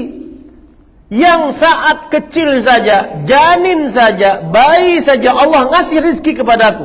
Masa ketika aku sudah dewasa, aku sudah bisa berusaha, Allah tidak kasih? Begitu burukkah aku terhadap Allah Subhanahu wa taala? Hamba mana yang lebih buruk daripada aku kalau begitu? Paham ini para ikhwan yang dirahmati oleh Allah Subhanahu wa taala. Jadi subhanallah, manusia kadang-kadang dibisiki oleh syaitan, kamu tidak dapat duit, kamu tidak dapat ini, kamu takut. Dan itu persis yang disebutkan oleh Allah dalam Al-Qur'an. Innama dzalikumus syaitan yukhawifu awliya'ah fala takhafu wa khafun in kuntum mu'minin. Sesungguhnya itu syaitan yang memberikan rasa khawatir terhadap pengikut-pengikutnya. Oh, jangan gini kamu, nanti kamu kalau seandainya taat, terlalu taat enggak dapat duit kamu. Oh, jangan nuntut ilmu, nanti kalau seandainya nuntut ilmu kamu nanti enggak bisa dagang dan seterusnya.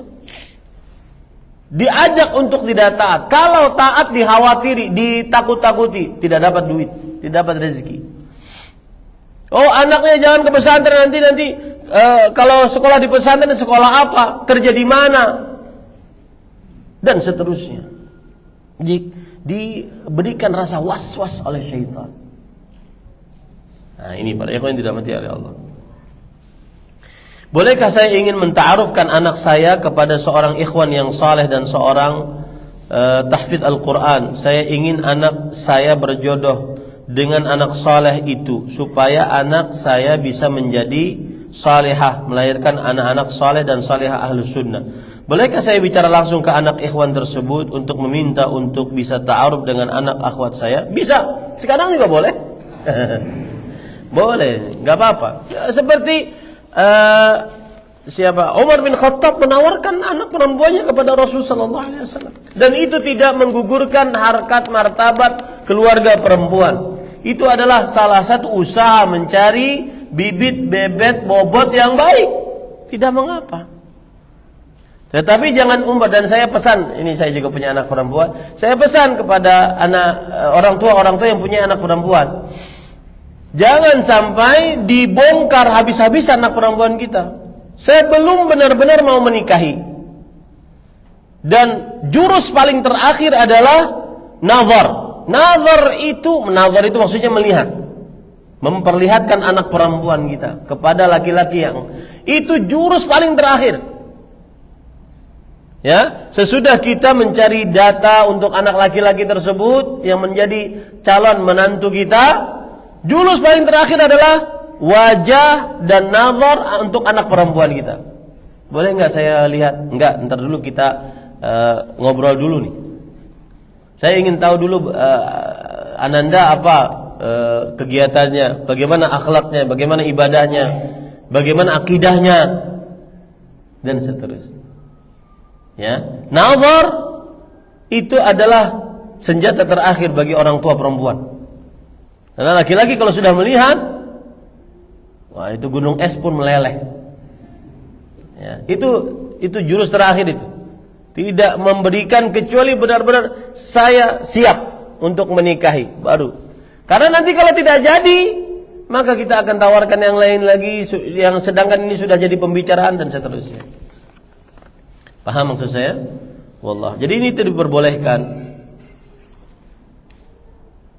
Mohon dapat dijelaskan hikmah kisah Nabi Nuh dengan anaknya. Apa penyebab anak Nabi tapi ternyata anaknya tidak taat? Apakah karena pergaulan atau selainnya? Jawabannya adalah hidayah dari Allah Subhanahu wa taala. Adapun secara rinci maka belum saya baca ini ceritanya. Wallahu a'lam. Bagaimanakah cara mendidik anak usia 7 tahun dalam menghafal Quran? Selain dari orang tuanya juga mencontohkan dan meladani. Bolehkah anak diberi target sekian baris ayat atau sekian halaman? Bagaimana sikap orang tua jika anak tidak mood atau menolak untuk jadwal murajaah? Tadi sudah saya jawab. Anak umur 7 tahun sampai 12 lebih utama untuk diapakan? Diajari membaca Al-Quran dengan baik dan benar. Makhrajnya bagus, tajwidnya mantap. Itu yang lebih utama. Ya, itu yang lebih utama. Wallahu a'lam. Saya punya anak yang usianya hampir 5 tahun dan mau masuk sekolah TK. Apakah berdosa jika saya selaku orang tuanya menyekolahkan anak ke TK yang bukan sunnah dikarenakan ekonomi saya yang belum stabil? Namun di satu sisi saya juga merasa khawatir jika tidak menyekolahkan anak ke TK sunnah, karena TK adalah pendidikan formal pertama bagi anak yang dimana seharusnya orang tua mampu memilih dan mencari teman bergaulnya anak dan guru yang mengajar ke anaknya. Mohon nasihatnya, jazakallah khair. Maka kalau urusannya biaya, ya, cari sekolahan yang memang benar-benar tetap menjunjung keislaman. Minimal tetap menjunjung keislaman. Mungkin sekolah-sekolah yang bergenre atau mendakwahkan sunnah mahal-mahal karena memang dia swasta full. Ya, kemudian sekolahnya baru-baru, masih perlu sarana dan seterusnya. Sedangkan yang membangunnya bukan orang yang diluaskan rezekinya, mereka juga berharap dari SPP dan seterusnya. Ya. Maka pada saat itu cari sekolah yang sangat tidak umum. Ya, maksudnya ada keislamannya di dalamnya. Sekolah-sekolah yang ada keislaman di dalamnya. Dan minimal menjauhi hal-hal yang diharamkan dalam agama Islam seperti musik. Ada sekolah-sekolah yang tidak bergenre sunnah tapi dia menjauhi hal tersebut. Kemudian aurat juga dijaga, anak-anaknya semuanya pakai jilbab, kemudian dipisah laki-laki dan perempuan. Ada juga seperti itu. Anak-anak sekolah-sekolah yang memang tidak bergenre sunnah tetapi juga tetap menjaga adab-adab keislaman. Wallahu a'lam.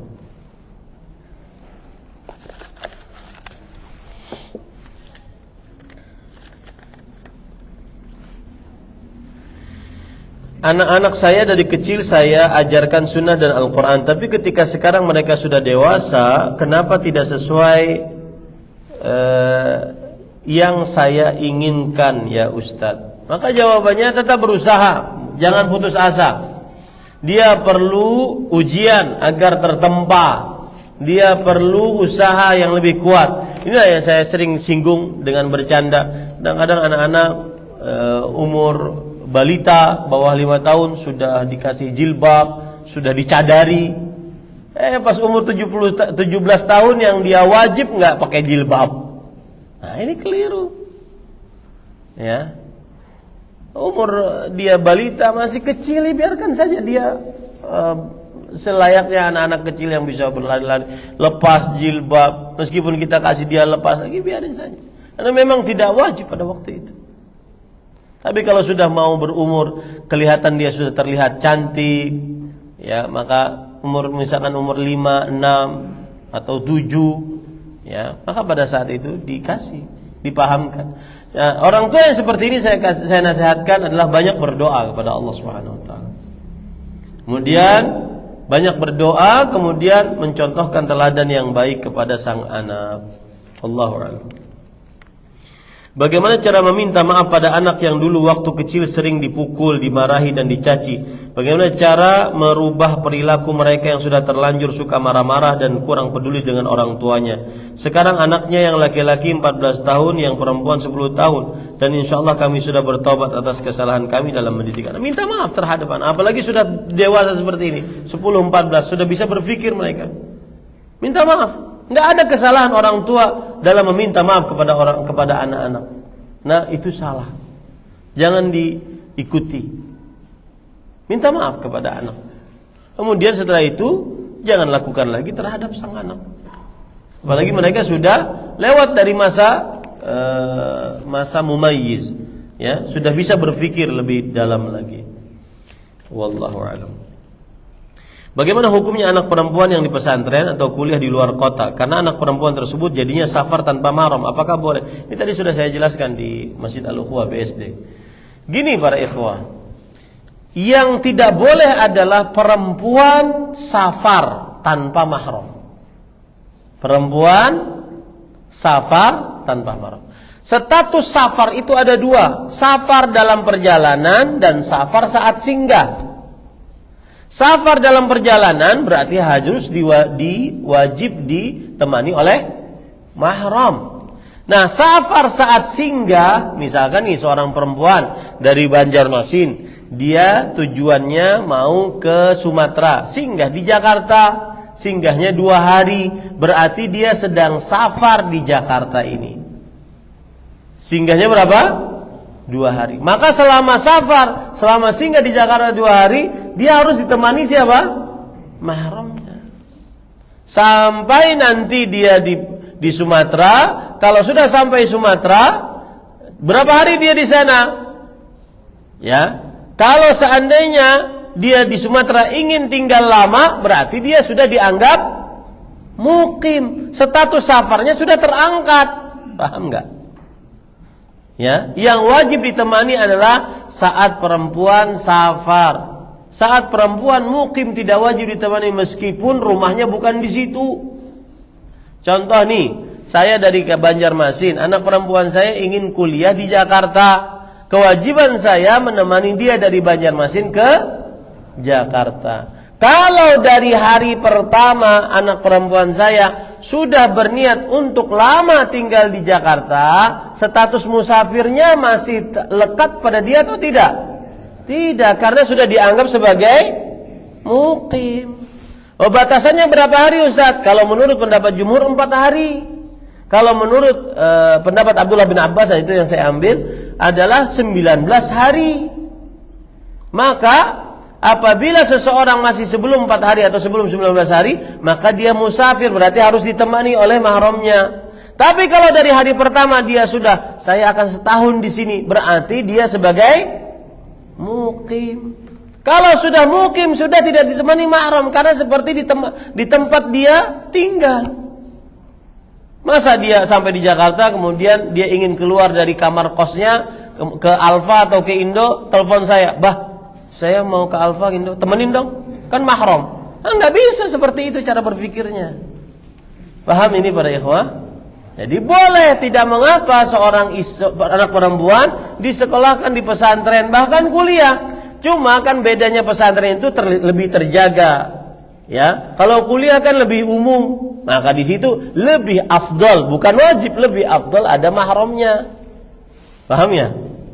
Maka tidak mengapa anak kuliah, misalkan anak bapak dari Jakarta kuliahnya di Jogja, anak perempuan, tidak mengapa. Asalkan ketika dari safar dari Jakarta ke Jogja ditemani. Nah, saat kuliah di Jogja, apakah wajib ditemani atau tidak? Tidak wajib. Kenapa? Karena dia seorang sudah mukim di mana? Di Jogja itu. Meskipun nggak punya rumah, KTP-nya masih Jakarta. Ya. Urusan KTP, domisili itu tidak masuk dalam urusan syariat. Paham nggak? Ya. Nah, begitu cara berpikirnya Bapak Ibu. Nah, wallahu a'lam. Kecuali kalau seandainya di Jogja nggak aman kayaknya Ustaz. Nah, itu bukan wajib dia menemani, tetapi bukan wajib karena dia safar, tetapi ditemaninya karena tidak aman. Begitu. Apabila seorang perempuan yang bersuami, cara untuk masuk surganya adalah dengan taat kepada suaminya. Bagaimana cara seorang janda untuk masuk surga? Menikah. Aduh, janda-janda. Mudah-mudahan dapat suami yang saleh. Ya. Menikah, kemudian bakti kepada suaminya. Itu cara janda masuk surga. Kalau enggak, contoh para istri Nabi, contoh Aisyah, dari umur 18 tahun sampai umur 50 kalau tidak salah umur beliau. Umur 50, maka beliau menjanda dan masuk surga. Contoh Aisyah radhiyallahu anha. Jadi apa? Ahli ilmu. Ya, ahli ilmu, ahli ibadah, ahli sedekah. Nah, seperti itu. Maka saya nasihatkan ibu-ibu janda menikah. Ya, nikah. Ini banyak nih yang siap untuk menikahi. Nah. Lalu bagaimana cara untuk mendidik anak laki-laki tanpa kehadiran ayahnya agar menjadi anak saleh? Maka tadi saya katakan apa? Menikah. Ya, menikah.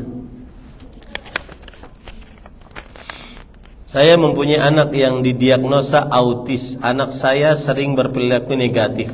Apakah benar anak berkebutuhan khusus tidak akan dihitung dosa ketika sudah dewasa dan akan masuk tanpa hisab? Yang tidak dihitung dosanya adalah apabila anaknya hilang akalnya. Nah, saya tidak paham tuh anak-anak yang berkebutuhan khusus apakah hilang akalnya atau tidak. Karena yang hilang akalnya diangkat pena pencatatannya. Rufi'al qalamu an thalatha. Pena diangkat dari 3 orang.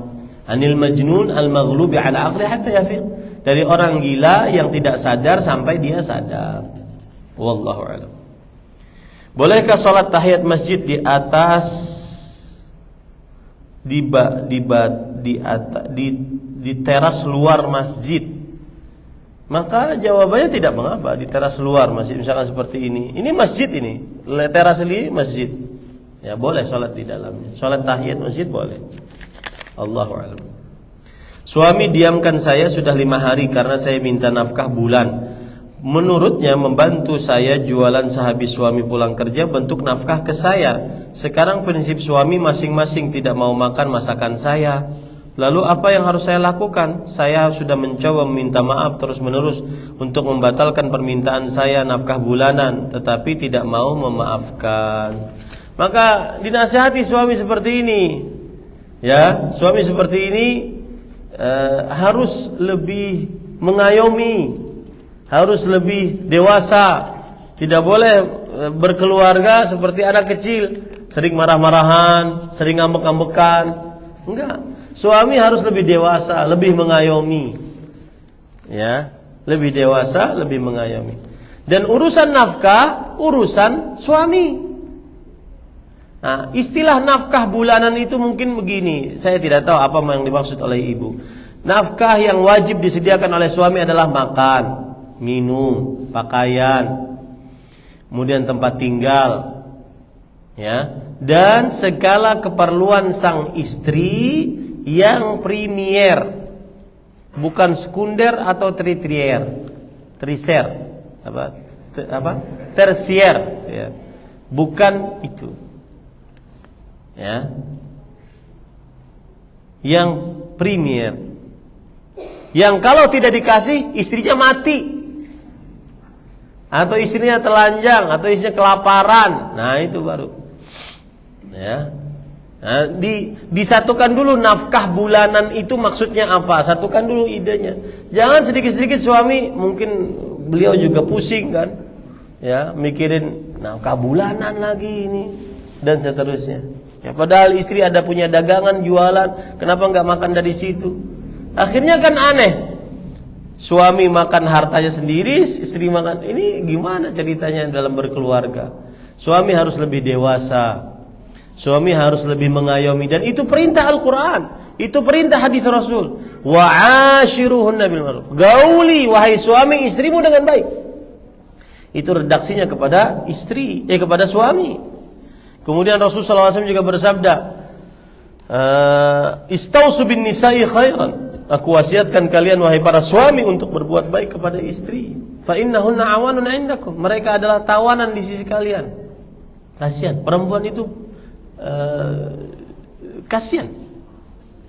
Mereka kita ambil dari orang tuanya, yang mana orang tuanya mungkin memanjakannya.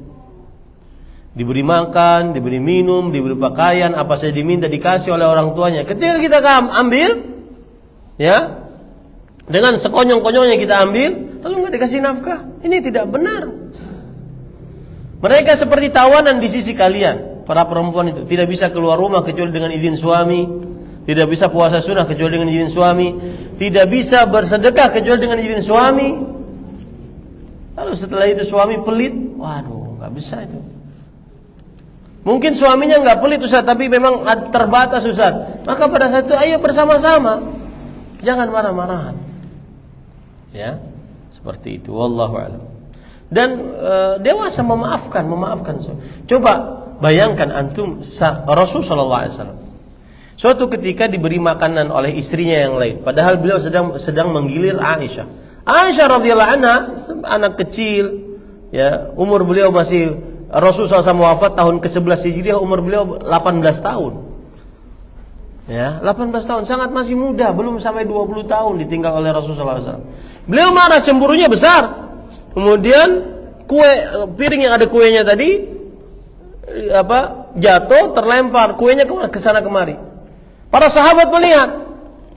Nah, coba antum kalau suami jadi suami seperti itu. Nah, tempeleng istrinya. Memalukan di hadapan sahabat-sahabat saya.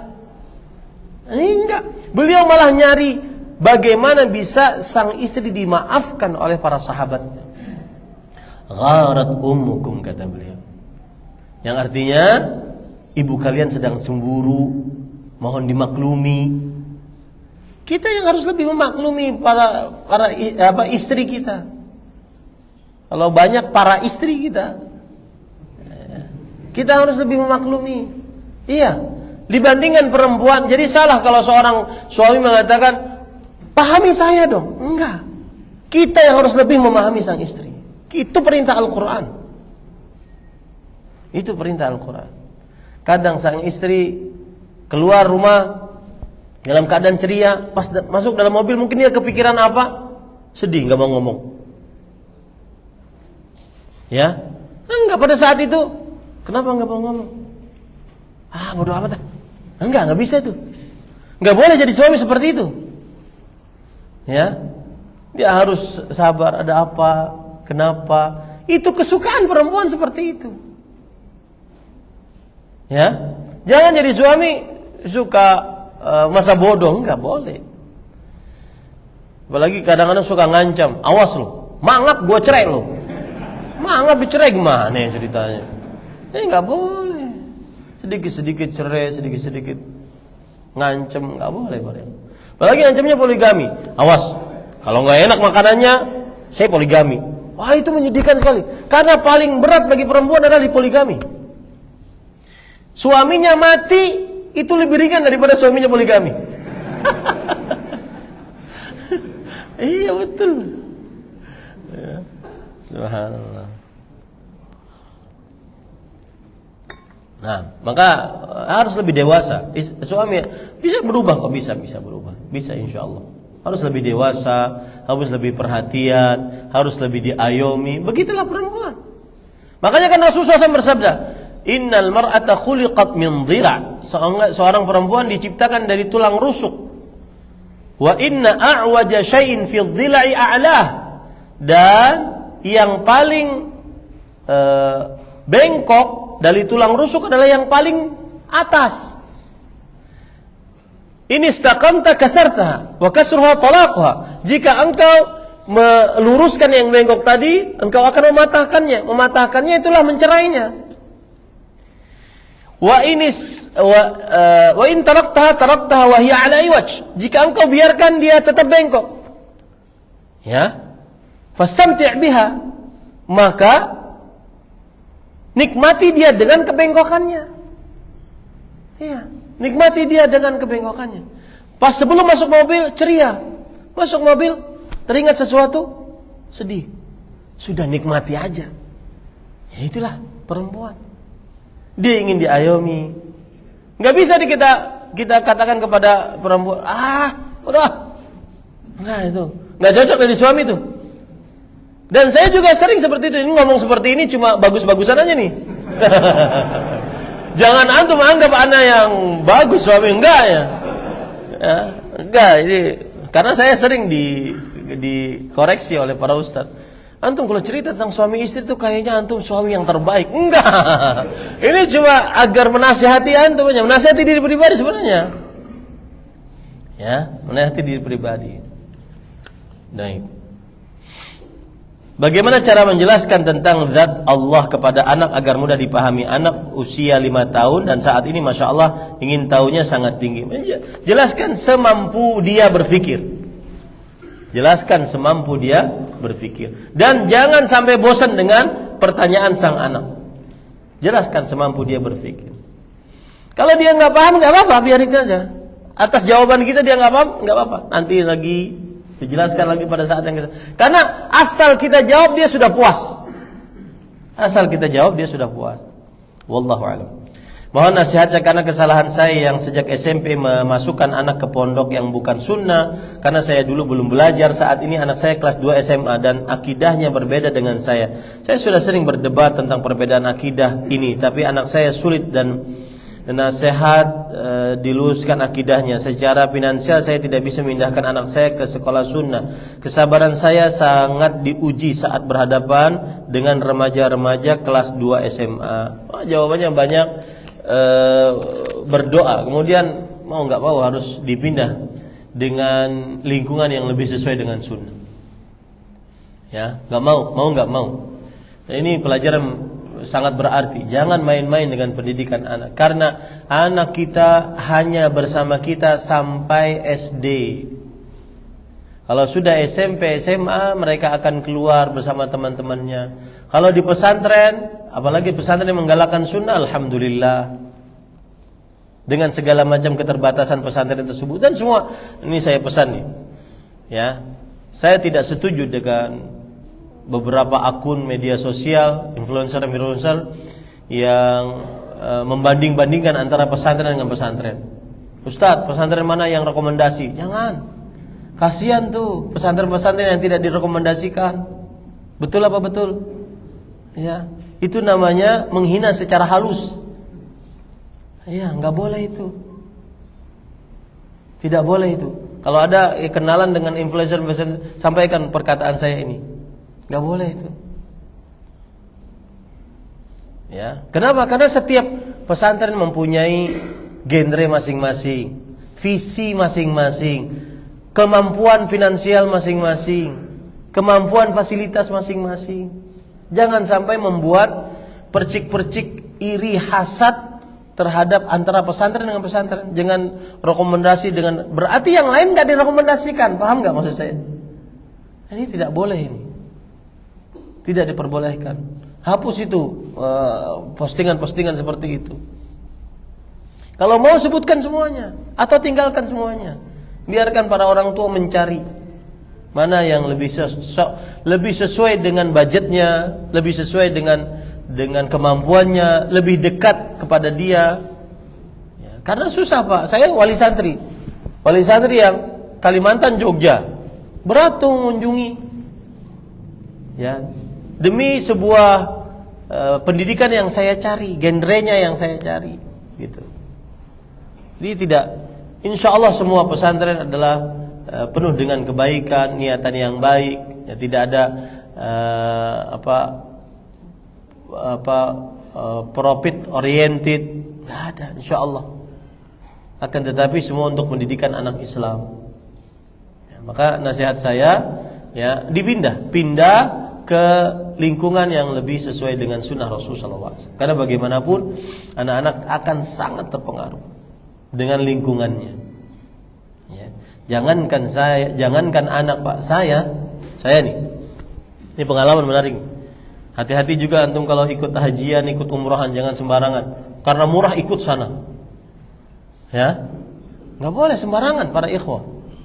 Saya waktu itu hajian. Karena kelompok kami kecil cuma berdelapan, akhirnya dikumpulkan dengan orang ratusan. Dan saya sebagai pembimbing waktu itu enggak kepake. Yang dipakai adalah yang ratusan tadi dipakai. Mereka zikir berjamaah. Kemudian didatangkan penceramah-penceramah perempuan. Saya disuruh nonton tuh. Wallahi demi Allah, 3 hari kami seperti itu. Dalam hati saya pulang nih, saya akan perbaiki sikap saya terhadap orang-orang yang berzikir berjamaah. Mungkin mereka benar. Lihat, 3 hari barusan. Bagaimana berbulan-bulan. Ini tadi diceritakan kelas 2 SMP, di kelas 2 SMA. Berarti 3 tahun, 5 tahun sudah. Bagaimana berbulan-bulan, bertahun-tahun? Bagaimana tidak terpengaruh? Sangat terpengaruh. Dan itu khawatir saya nanti sebagai, kalau urusannya penyimpangan akidah, saya khawatir nanti kalau tidak diperbaiki, itu adalah menjadi orang tua penipu yang berat. Kenapa? Karena berurusan dengan penyimpangan akidah. Nah, cari pesantren yang sesuai dengan kemampuan. Kemudian setelah itu, jangan salahkan pesantren ini mahal Ustaz. Mereka punya target masing-masing. Sebagaimana sekolah, ada sekolah yang untuk menengah ke atas, ada sekolah yang menengah ke bawah. Kenapa sekolah-sekolah umum tidak dibicarakan seperti itu? Kenapa kalau membicarakan mau menyekolahkan agama sangat perhatian terhadap biaya, sedangkan anak-anak kalau sekolah umum nggak ada protes terhadap rektornya misalkan, universitas kamu kok mahal? Nggak ada kan? Bayar aja dia. Bahkan kadang ngutangnya di bank kadang. Kenapa kalau ingin sekolahnya sekolah agama kemudian terlalu perhatian terhadap biaya? Kalau nggak mampu di pesantren ini, cari pesantren yang lain. Bisa dimaklumi ini para ikhwah. Nah seperti itu. Jadi wajib itu diselamatkan anaknya. Nanti kasihan orang tuanya. Ya selalu bertengkar. Dan sekarang saya sudah merasakan bagaimana akibat dampak buruk dari perbedaan akidah tersebut. Dan urusan akidah jangan bermain-main. Karena itu adalah salah satu apa tadi? Amanah yang wajib dijaga oleh orang tua. Demikian. Ini yang bisa saya sampaikan. Saya cukupkan dengan kafaratul majlis. Subhanakallah bihamdika asyhadu an la ilaha illa anta astaghfiruka wa atubu ilaik. Wassalamualaikum warahmatullahi wabarakatuh.